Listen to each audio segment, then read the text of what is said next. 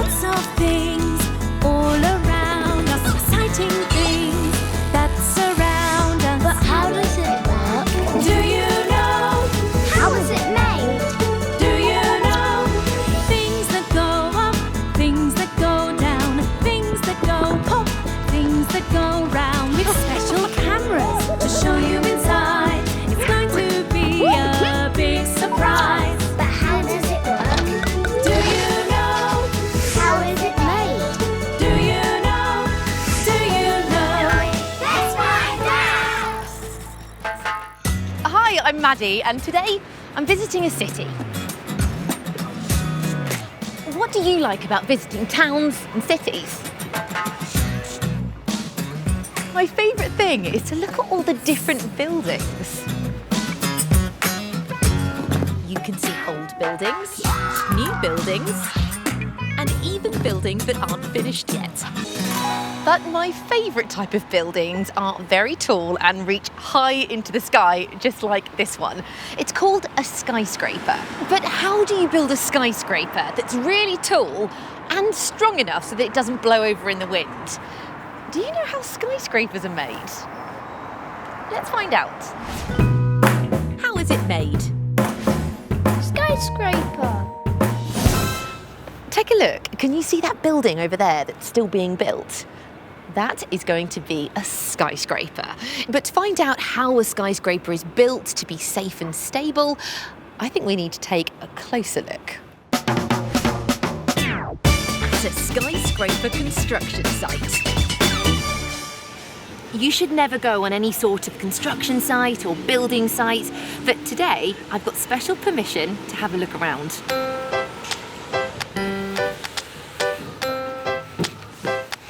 Right now I'm at the bottom of the building and I'm standing on the concrete ground floor. But there's much more to this skyscraper that we can't see. And that's everything that is underground. We call that the building's foundations. The foundations are the most important part of any building. Car parks, sports stadiums, and even a house or block of flats has foundations.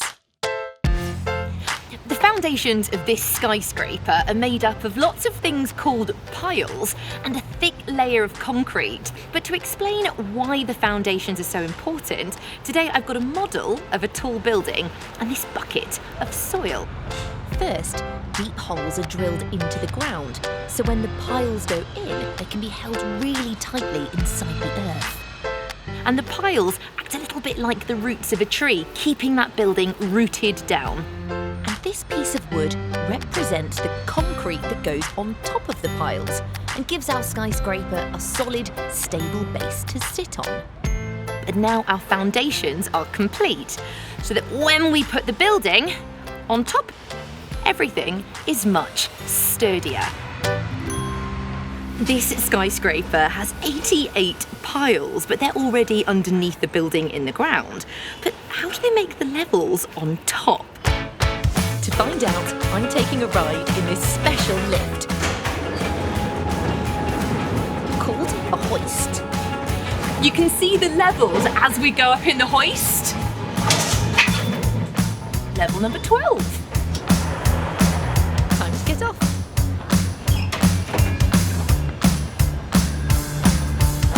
We're already so high up and we're nowhere near the top yet. Can you see the whole floor is made of concrete? But hidden inside the concrete there are lots and lots of steel rods, just like this. And steel is a really strong metal, so when you hide this inside the concrete, you get a super strong floor. Can you see the columns?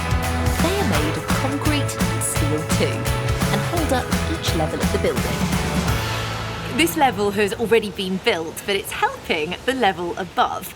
All of this metal scaffolding is holding up the wooden frame above my head, and we call this the formwork. But that wooden frame will act as a mould for the floor upstairs. This is as high as we can go, and this level hasn't finished being made yet. And look, neither has the concrete floor. When concrete is delivered to a construction site, it's runny, a little bit like porridge. It arrives in a truck called a cement mixer and is pumped up big pipes all the way to the top of the building to fill the moulds, which are left to dry and become solid. Another really important part of a skyscraper is the core, and this is it behind me right now. The core goes all the way from the bottom all the way to the very top level of the building. And it's a little bit like the skyscraper's backbone, and it is very strong. We are so high up, and the view all around me is amazing. So I've got my special 360-degree camera with me so that you can see all around too. Here goes. Wow, look how tall that core is.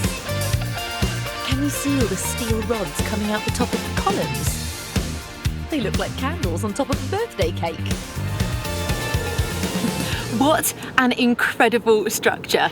Just think how brilliant the view's going to be from the very top when it's finished. I loved finding out how skyscrapers are made.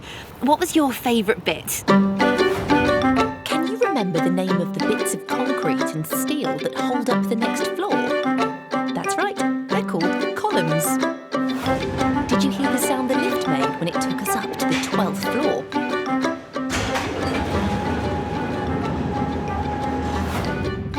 And did you see how we could look all around the top of the skyscraper using my special 360-degree camera?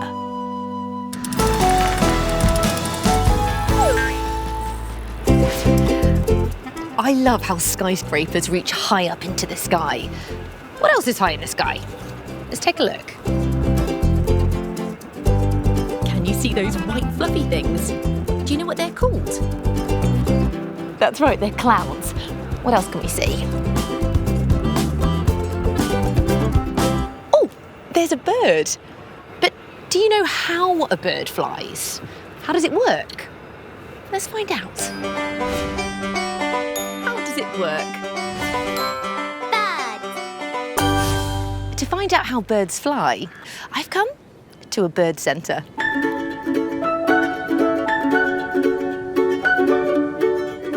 There are lots of different types or species of bird here, and they've all been looked after since they hatched from eggs. Do you have a favourite species of bird? This species is a bald eagle. And that is a white-backed vulture. And these are kites. You can see birds in lots of places, like pigeons in towns and cities, or blackbirds in a park or garden. But my favourite birds are owls, and this is a baby great grey owl. But we're going to be meeting some others today too. James looks after the birds here at the centre, and with him we have Ollie. Ollie is an 8-week-old barn owl. You're right. Ollie's been trained to fly here at the centre and come back to James. Would you like to see Ollie fly? OK, let's go.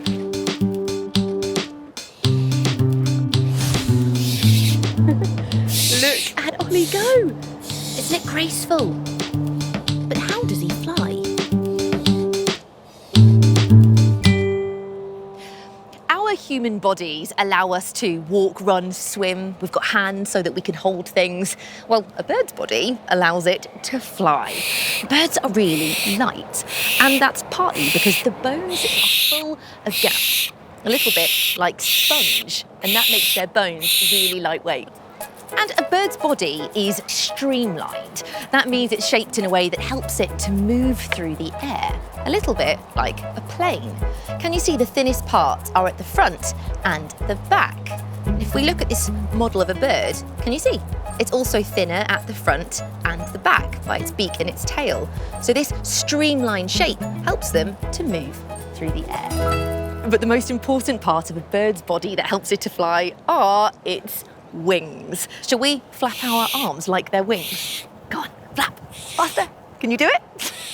So we can flap our arms, but we don't fly. So how does a bird like Ollie flap its wings so that it can? To find out, I think we need to take a closer look. When a bird takes off, it pushes through its legs and lifts up its wings, spreading them outwards. As it jumps up, the bird quickly pushes its wings down. This is called flapping. And when it pushes the air underneath the wings down, it makes an upwards force. Bird wings are flat underneath and curved on top. This shape makes the air pass faster above the wing and slower underneath, which creates a force that is called lift. To fly forwards, the bird flaps its wings, moving air down and backwards to make another force called thrust. Flapping uses lots of energy, so the bird has big lungs to help them breathe and strong muscles to keep their wings moving. Because of its streamlined body shape, when the bird has enough speed, it can glide for a while without flapping its wings. To land, the bird stops flapping and spreads its wings out wide and tilts them backwards. This creates a force called drag that slows them down. Then all the bird has to do is put its legs out, ready to land. The way birds fly is really interesting, isn't it? But now we know how they fly, I reckon we should see Ollie the owl in action again. Here goes Ollie. He's flapping his wings, and then a moment of gliding. And Ollie's landed. But everything happened so quickly. I think we should use one of my special cameras to slow things down. This is my special slow motion camera, and this will let us film Ollie flying really quickly, but then we can watch it back and see things happening much slower. Take it away, James. You can see how Ollie is using his legs to push himself off the perch. And now he's flapping his wings to force the air down, which will lift him up. And there he goes. And remember, that force is called lift. Oh, look, Ollie's gliding now, and he can do that because of the streamlined shape of his body. Can you see the shape of his wings? The air is moving around them to help keep him up in the air. The bigger the bird's wings are, the better they are at gliding, and Ollie's wings are pretty big, so look at him go. And now Ollie's getting ready to land. He's spreading out his wings, which creates that drag force to slow him down. And there you go, a perfect landing. Learning how a bird flies was really interesting, wasn't it? What was your favourite part? Can you remember the word we used to describe the shape of a bird's body? That's right, we call it streamlined, just like an aeroplane. Did you hear the sound that Ollie the owl made?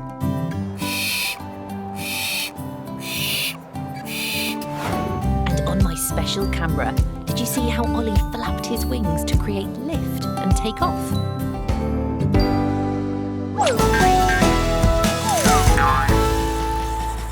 So the next time you see a skyscraper, you'll know how it was built.